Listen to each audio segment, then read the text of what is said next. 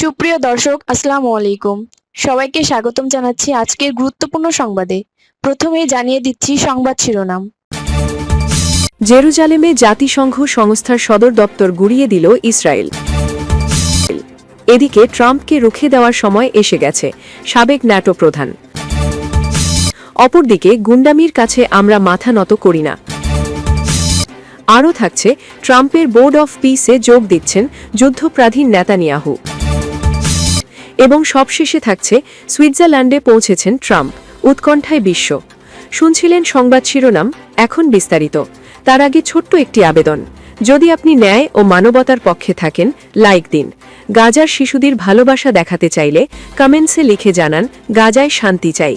আর subscribe করুন আমাদের চ্যানেলটি, কারণ আমরা বলি সেই কথা যা অনেক মিডিয়া আড়াল করে। এখন চলুন বিস্তারিত দেখা যাক। জেরুজালেমে জাতিসংঘ সংস্থার সদর দপ্তর গুড়িয়ে দিল ইসরায়েল। জেরুজালেমে জাতিসংঘের সংস্থা রিলিফ অ্যান্ড ওয়ার্কস এজেন্সির UNRWA এর সদর দপ্তর বুলডোজার দিয়ে গুড়িয়ে দিয়েছে ইসরায়েল। দখলদার দেশটি পশ্চিম তীরের কালান্দিয়ায় জাতিসংঘের একটি কারিগরি বিদ্যালয়ে টিয়ার গ্যাসও ছড়েছে। খবর আল জাজিরার।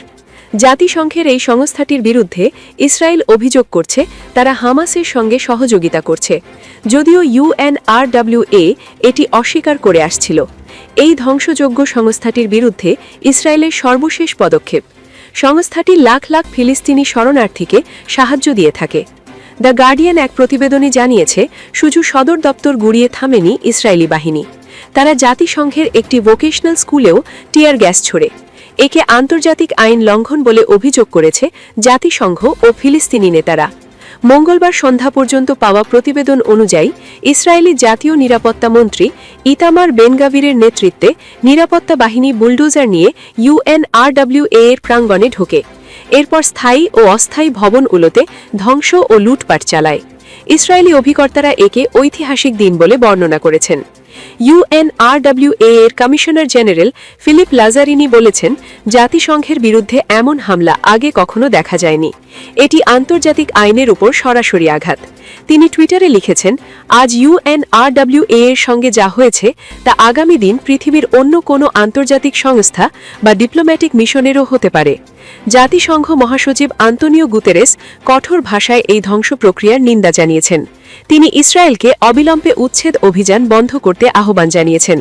গুতেরেস বলেছেন, এই স্থানগুলো জাতিসংঘের সম্পত্তি এবং আন্তর্জাতিক আইনে সুরক্ষিত।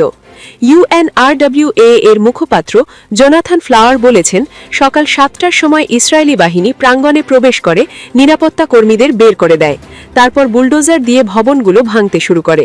সংস্থাটি একে অসাম্প্রদায়িক মানবিক কাজের ওপর এক অবধারিত ও অবৈধ আক্রমণ হিসাবে উল্লেখ করেছে। ইসরায়েলি পররাষ্ট্র মন্ত্রণালয় জানিয়েছে, তারা 2024 সালে পাশ করা আইন অনুযায়ী UNRWA এর কার্যক্রম পুরোপুরি নিষিদ্ধ করেছে, স্থাপনাগুলোকে নিজেদের বলে বিবেচনা করে। ইসরায়েলের দাবি, কিছু UNRWA এর কর্মী সন্ত্রাস গোষ্ঠীর সঙ্গে জড়িত, তবে এই অভিযোগ সবসময় অস্বীকার করে আসছে জাতিসংঘ। এদিকে ট্রাম্পকে রুখে দেওয়ার সময় এসে গেছে, সাবেক ন্যাটো প্রধান। গ্রিনল্যান্ড ইস্যুতে ইউরোপের সঙ্গে ঝামেলায় জড়িয়ে পড়েছেন মার্কিন প্রেসিডেন্ট ডোনাল্ড ট্রাম্প। দীর্ঘদিনের মিত্ররা এতে প্রচণ্ড অসন্তুষ্ট, তবে ট্রাম্পের বাড়াবাড়ি থামানোর সময় এসে গেছে মনে করেন ন্যাটোর সাবেক মহাসচিব ও ডেনমার্কের সাবেক প্রধানমন্ত্রী আন্দার্স ফগ রাসমিউসেন। ব্রিটিশ গণমাধ্যম BCB-কে রাসমিউসেন বলেছেন, প্রেসিডেন্ট ট্রাম্পকে তোষামত করার সময় শেষ। এখন ইউরোপের কাছ থেকে আরও কঠোর প্রতিক্রিয়া প্রত্যাশা করা যায়। ওই সাক্ষাৎকারে রাসমিউসেন পাল্টা শুল্ক আরোপের কথা বলেছেন। ট্রাম্প যদি ইউরোপের 8টি দেশের ওপর অতিরিক্ত শুল্ক আরোপ করেন, তাহলে তার জবাবে পাল্টা শুল্ক আরোপ করা উচিত, কারণ ট্রাম্প কেবল শক্তি ও কঠোরতাকেই সম্মান করেন। গ্রিনল্যান্ড নিয়ে সাবেক ন্যাটো প্রধান বলেছেন, ট্রাম্প যদি গ্রিনল্যান্ড দখলের হুমকি বাস্তবায়ন করেন, তাহলে ন্যাটো টিকে থাকতে পারবে না। রাসমিউসেন কড়া ভাষায় বলেছেন, এখন সময় এসেছে ট্রাম্পের বিরুদ্ধে দৃঢ়ভাবে দাঁড়ানোর। তবে ট্রাম্প প্রকাশ্যেই ইউরোপকে হুমকি ছুড়ে রেখেছেন, বিশেষ করে ফ্রান্স ও জার্মানিকে। ফ্রান্সের প্রেসিডেন্ট মাক্রোকে ক্ষমতাচ্যুত করার হুমকিও দিয়েছেন। ট্রাম্পের ভাষ্য, তিনি যে কোনো উপায়ে গ্রিনল্যান্ড দখল করবে। এতে ইউরোপ বা ন্যাটো তাকে সাহায্য না করলে তাদের বিরুদ্ধেও যাবেন। এতেই শঙ্কায় পড়ে গেছে ইউরোপ। অপরদিকে গুন্ডামির কাছে আমরা মাথা নত করি না। গ্রিনল্যান্ড হস্তান্তর না করলে ইউরোপীয় দেশের উপর বড় অঙ্কের শুল্ক আরোপের যে হুমকি মার্কিন প্রেসিডেন্ট ডোনাল্ড ট্রাম্প দিয়েছেন তার তীব্র সমালোচনা করেছেন ফ্রান্সের প্রেসিডেন্ট মাক্রো। তিনি বলেছেন, ভয় ভীতি বা দাদাগিরির কাছে ইউরোপ কখনোই মাথা নত করবে না। আটলান্টিকের দুই পারের মধ্যে উত্তেজনা এড়াতে ইউরোপের অনেক নেতা যেখানে সতর্ক ভাষায় কথা বলছেন, সেখানে মাক্রো কড়া অবস্থান নিয়েছেন। দাভোসে অনুষ্ঠিত বিশ্ব অর্থনৈতিক ফোরামে তিনি বলেছেন, ফ্রান্স ও ইউরোপ কোনোভাবেই শক্তির জোরে চাপিয়ে দেওয়া নিয়ম মেনে নেবে না। তা করলে ইউরোপ ধীরে ধীরে পরাধীন হয়ে পড়বে, তিনি সতর্ক করেছেন। মাক্রো আরও বলেছেন, বিশ্ব পলিটিক্স যদি নীতিহীনতার দিকে এগোয়ও ইউরোপ ভূখণ্ডীয় অখণ্ডতা ও আইনের শাসনের প্রশ্নে আপোষ করবে না। তার ভাষায়, গুন্ডামির বদলে সম্মান এবং বর্বরতার বদলে আইনের শাসনই ইউরোপের পছন্দ। বক্তৃতার সময় তিনি এভিয়েটার সানগ্লাস পরেছিলেন। এলিসি প্রাসাদের বরাতে জানানো হয়, চোখের রক্তনালী ফেটে যাওয়ায় সুরক্ষার জন্য তিনি এই চশমা ব্যবহার করছেন। ফরাসি ওয়াইন ও শ্যাম্পেনের ওপর 200% শুল্ক আরোপের হুমকির প্রেক্ষাপটেই দাভোসে এসব মন্তব্য করেন মাক্রো। এর আগে ট্রাম্প কূটনৈতিক শিষ্টাচার ভেঙে মাক্রো পাঠানো একটি ব্যক্তিগত বার্তা প্রকাশ করেন, যেখানে গ্রিনল্যান্ড বিষয়ে ট্রাম্পের পরিকল্পনা জানতে চাওয়া হয়েছিল। একই বার্তায় রাশিয়া ও অন্যান্য বিষয় নিয়ে একটি G7 বৈঠক আয়োজনের প্রস্তাবও মাক্রো দেন। শনিবার ট্রাম্প ঘোষণা করেন, গ্রিনল্যান্ড মার্কিন যুক্তরাষ্ট্রকে দিতে অস্বীকার না করা পর্যন্ত ফ্রান্স সহ কয়েকটি ইউরোপীয় মিত্র দেশের পণ্যের ওপর 1 ফেব্রুয়ারি থেকে শুল্ক বসানো হবে। ইউরোপের প্রভাবশালী দেশগুলো এই পদক্ষেপকে সরাসরি ব্ল্যাকমেইল হিসাবে দেখছে। দাভোসে মাক্রো বলেছেন, ওয়াশিংটনের লাগাতার শুল্ক আরোপ সম্পূর্ণ অগ্রহণযোগ্য, বিশেষ করে যখন তা ভূখণ্ডীয় সার্বভৌমত্বে হস্তক্ষেপের হাতিয়ার হিসাবে ব্যবহৃত হয়। মাক্রো জানিয়েছেন, তিনি বুধবারের আগেই দাভোস ত্যাগ করবেন। অন্যদিকে ট্রাম্পের বক্তব্য দেওয়ার কথা বুধবার, ফলে বিশ্ব অর্থনৈতিক ফোরামে দুই নেতার মুখোমুখি সাক্ষাৎ হওয়ার সম্ভাবনা নেই বলেই মনে করা হচ্ছে। তবে ট্রাম্প যে বার্তাটি সামাজিক মাধ্যমে প্রকাশ করেছেন, তাতে মাক্রো তাকে বৃহস্পতিবার প্যারিস সফরের আমন্ত্রণ জানিয়েছিলেন। ট্রাম্প সেই আমন্ত্রণ গ্রহণ করেছেন কিনা তা এখনও জানা যায়নি। আরও থাকছে, ট্রাম্পের বোর্ড অফ পিসে যোগ দিচ্ছেন যুদ্ধাপরাধী নেতানিয়াহু। ফিলিস্তিনের গাজায় প্রস্তাবিত শান্তি পরিষদ তথা বোর্ড অফ পিসে যোগ দিতে আমন্ত্রণ পেয়েছেন ঘোষিত যুদ্ধাপরাধী বেনিয়ামিন নেতানিয়াহু। গাজায় গণহত্যা চালানো ইসরায়েলের প্রধানমন্ত্রী ওই পরিষদে যোগ দেওয়ার সম্মতিও দিয়েছেন।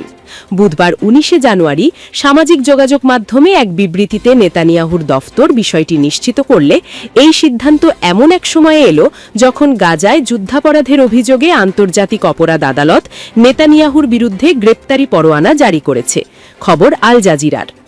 বোর্ড অফ পিসে যোগ দিতে বিশ্বের 60টি দেশের প্রেসিডেন্ট অথবা প্রধানমন্ত্রীকে আমন্ত্রণ জানিয়েছেন ডোনাল্ড ট্রাম্প। মার্কিন প্রেসিডেন্টের চাওয়া এই সংস্থার মাধ্যমে প্রথমে গাজায়, এরপর বিশ্বের বাকি সংঘাতপূর্ণ অঞ্চলে শান্তি প্রতিষ্ঠা করা। তবে যুদ্ধাপরাধী নেতানিয়াহু আমন্ত্রণ পাওয়ায় এই বোর্ডের বিশ্বাসযোগ্যতা ও নিরপেক্ষতা নিয়ে নতুন করে উদ্বেগ তৈরি হয়েছে। বোর্ড অফ পিস মূলত ফিলিস্তিনের স্বাধীনতাকামী সংগঠন হামাসের সঙ্গে দখলদার ইসরায়েলের যুদ্ধবিরতির দ্বিতীয় ধাপের একটি অংশ। ট্রাম্পের পরিকল্পনা অনুযায়ী এই বোর্ড গাজার শাসন ব্যবস্থা গঠন, আঞ্চলিক সম্পর্ক উন্নয়ন, পুনর্গঠন, বিনিয়োগ আকর্ষণ ও বড় পরিসরে অর্থায়ন তদারকি করবে। তবে বোর্ডটির নেতৃত্ব ও সদস্য নির্বাচন সরাসরি ট্রাম্পের নিয়ন্ত্রণে থাকায় এতে নেতানিয়াহুর অন্তর্ভুক্তি বোর্ডটির নিরপেক্ষ ভূমিকা নিয়ে বড় প্রশ্ন তুলেছে। নেতানিয়াহু একমাত্র আইসিসি অভিযুক্ত নেতা নন যাকে এই বোর্ডে আমন্ত্রণ জানানো হয়েছে। রাশিয়ার প্রেসিডেন্ট ভ্লাদিমির পুতিনকেও বোর্ডে যোগ দেওয়ার প্রস্তাব দেওয়া হয়েছে। ইউক্রেন যুদ্ধে যুদ্ধাপরাধের অভিযোগে পুতিনের বিরুদ্ধেও আইসিসির পরোয়ানা রয়েছে। এর আগে নেতানিয়াহুর কার্যালয় বোর্ডের নির্বাহী কমিটির গঠন নিয়ে আপত্তি জানায়, বিশেষ করে ইসরায়েলের আঞ্চলিক প্রতিদ্বন্দ্বী তুরস্ককে অন্তর্ভুক্ত করায় অসন্তোষ প্রকাশ করা হয়। তবে দেশটির কট্টরপন্থী অর্থমন্ত্রী বেজালেল স্মোট্রিচ বোর্ডটির কড়া সমালোচনা করে গাজার ভবিষ্যৎ নিয়ে ইসরায়েলের একতরফা নিয়ন্ত্রণ প্রতিষ্ঠার আহ্বান জানিয়েছেন। এই বোর্ডে ইতোমধ্যে সংযুক্ত দেশগুলির মধ্যে রয়েছে সংযুক্ত আরব আমিরাত, Morocco, Vietnam, Belarus, Hungary, Kazakhstan ও আর্জেন্টিনা। যুক্তরাজ্য ও ইউরোপীয় ইউনিয়নের নির্বাহী শাখা আমন্ত্রণ পেলেও এখনও চূড়ান্ত সিদ্ধান্ত জানায়নি। ইউরোপের কিছু দেশ এতে অংশ নিতে চায়নি। রাশিয়া ও চীনও তাদের অবস্থান জানায়নি।